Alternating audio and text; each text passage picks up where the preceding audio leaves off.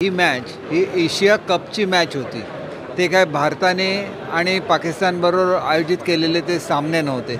यांची खरी तर डोकी तपासण्याची वेळ आलेली आहे. स्वतः पराभव पचवण्याची ताकद नाही आणि मग कुठल्याही विषयावर राजकारण करायचं हे अत्यंत चुकीचं आहे.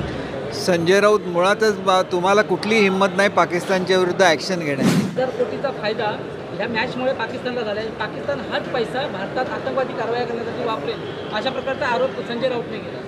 एक गोष्ट लक्षात घेतली पाहिजे की ही मॅच ही एशिया कपची मॅच होती. ते काय भारताने आणि पाकिस्तानबरोबर आयोजित केलेले ते सामने नव्हते. उगाच लोकांची दिशाभूल करायची. आंतरराष्ट्रीय स्तरावर हे चालत नाही.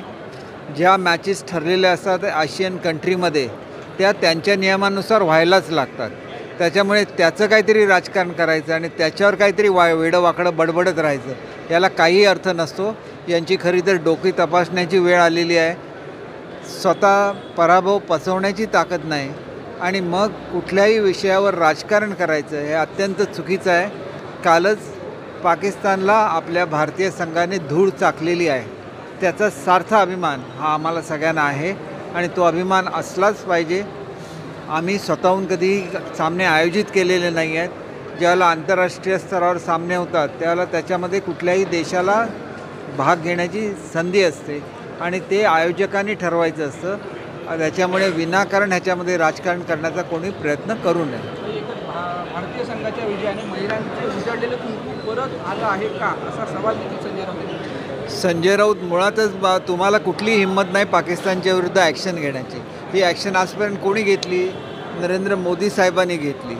त्याचं थोडी तरी लाज बाळगा की आपल्यावर ज्याला हल्ला येतो, पार्लमेंटवर हल्ला झाला काँग्रेसच्या काळामध्ये, काँग्रेसने काय केलं? काहीही नाही केलं.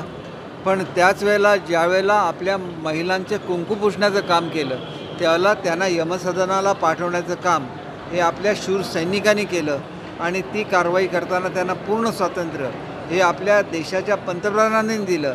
त्याच्यामुळे कुठल्याही फालतू गोष्टीची चर्चा ही सैन्य दलाने केलेल्या पराक्रमाशी करणं ह्याच्यासारखी दुसरी वाईट गोष्ट कुठलीही नाही.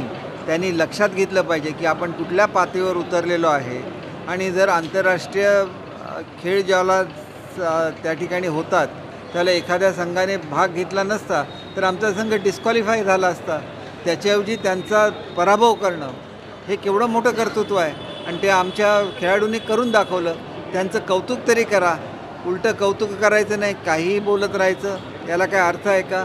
याचा विचार सर्वसामान्य जनतेने केलं पाहिजे आणि असे जे बोलणारी लोक आहेत यांना कशा रीतीने जनता दूर करू शकते ही जनतेच्याच हातामध्ये आहे.